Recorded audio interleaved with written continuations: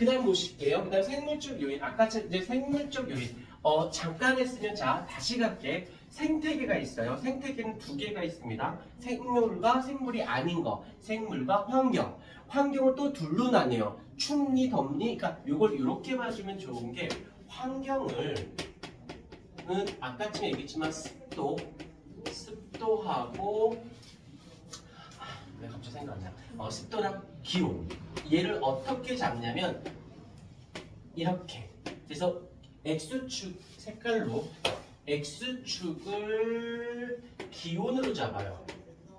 그 다음에 여기 아래와 위로 잡았을 때 여기가 따뜻, 여기가 추움.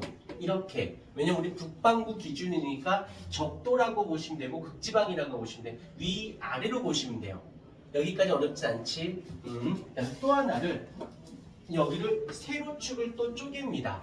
그 다음에 여기가 X축을 기온으로 잡고 Y축을 뭘로 잡냐면 습도로 잡아요. 습도로. 자, 우리나라를 잠깐 생각해 볼까? 우리나라를 그러면 동쪽은 어디야? 바다지.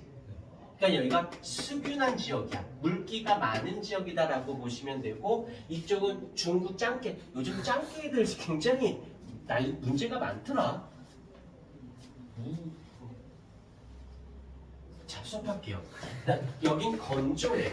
그래서 네 군데가 나올 수 있죠. 네 군데. 추우면서 건조할 거냐, 물기가 많은데 추울 거냐, 그 다음에 따뜻한데 건조할 거냐, 따뜻한데 물기가 많을 거냐. 이렇게 잡아준다면 지구과학 때 배웠던 거하고 좀 비슷한 북태평양 기단, 양쯔양 기단, 오스크의 기단, 시베리아 기단 같은 느낌으로 그래주면 그거랑 연계가 왜 이 얘기를 하냐면 문제 중에 그 기후랑 얘랑 살짝 믹스가 돼서 나와. 그러면 충분히 생태계의 환경적 요인도 설명이 되면서 지구과학의 기후적인 측면도 같이 맞물려서 들어갈 수가 있으니까 해서 환경은 습도와 기온으로 잡고요. 두 번째로는 이제 생물. 여기서 이제 평범한 학생들과 이제 고급적인 그 부분에서 나뉠 수가 있는데 일단 다 알겠지만 생산자가 있고 그 다음에 소비자가 있고 분해자가 있을 거예요. 이거 뭐 초등학교 때부터 나왔으니까 다 아는데 사실 이거 하기 전에 먼저 무엇을 알고 가주셔야 되냐면 배경 지식으로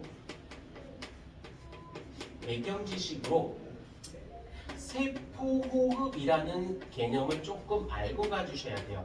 호흡이라고 했으니까 뱉을호 마실흡이라고도 하지만 사실은 우리가 숨 쉬는 걸 산소 마시고 이산화탄소 내뱉는 이렇게 공부하지 마시고요. 얘는 에너지를 생성하는 과정이라고 보셔야 돼요. 그래서 에너지를 생산해서 그 에너지로 어떻게 돼? 생명체가 생명 유지를 하게 되어집니다. 라고 보시면 됩니다. 세포호흡은 생명 유지에 그러니까 생명체로서 가장 중요한 건 일단 세포호흡이어야 해요. 그래서 에너지를 만들어서 그 에너지를 갖고 생명 유지에 많은 에너지를 쓰게 되는 그래서 보통 여기서 나오는 에너지를 우리가 들어본 적은 있을 텐데 ATP라고 하는 거 들어본 적 있죠? 세포호흡을 통해 60%는 열에너지, 40%는 ATP. 그래서 얘가 생활에 필요한 무엇으로가 생활 에너지로 사용이 되어집니다. 라고 하는 거예요. 자, 근데 이거 하는데 왜 이거랑 연계가 됩니까? 라고 한다면 자, 다들 안다. 생산자, 소비자, 분해자 그러면 다들 뭐라고 생각하냐면 일단 기본적으로 식물이라고 생각하고 얘는 동물이라고 얘기를 하고 그 다음에 얘는 세균이라고들 얘기해요. 내가 생산자가 무엇이니? 라고 물어봤지 생산자는 어떤 종류가 있니? 라고 묻진 않았는데 생산자가 뭐야? 그랬더니 식물이요. 물어본 거에 동문서답한 거예요. 자, 이건 종류가 되는데 이건 엄연히 따지면 잘못됐습니다. 왜 잘못됐냐면 생산자의 사전적 의미는 무엇이냐면 무기물을 어떻게 유기물로 체인지를 거는 것을 우리는 생산자라고 하고 대표적으로 뭐라고 해? 광합성이 그러하지. 광합성이.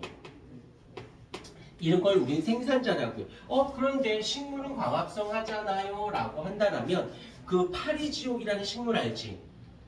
이렇게 생겨서 이렇게 접는 거. 걔 광합성 하니? 안 해요. 그럼 광합성 안 하니까 걔는 식물이 맞지만 광합성을 안 하는 식물인 거지. 그럼 얘는 생산자라고 할 수는 없습니다. 예외가 되는 거. 그 다음에 남세균이라고 들어본 적 있을 거야. 우리 지구에 탄생할 때 남세균. 얘는 세균이야. 근데 특이하게도 세균임에도 불구하고도 광합성하는 세균이지. 그럼 세균이 식물이 아니잖아. 근데 광합성을 해. 그럼 얘는 생산자야, 생산자가 아니야? 생산자가 되는 거예요. 요런 것들을 약간 장난질을 할 수 있다라는 거. 그런데 그래서 잠깐만 다시 세포호흡을 통해서 에너지를 만들어내야 돼. 그런데 세포호흡 장소가 어딘지는 알죠? 미토콘드리아라는 걸 알고는 있을 거야. 이때 유기물을 분해를 합니다. 유기물을 분해를 해서 에너지를 생산하게 되어지는 거거든. 그러면 반드시 세포호흡을 하기 위해선 유기물이 반드시 필요한 거죠.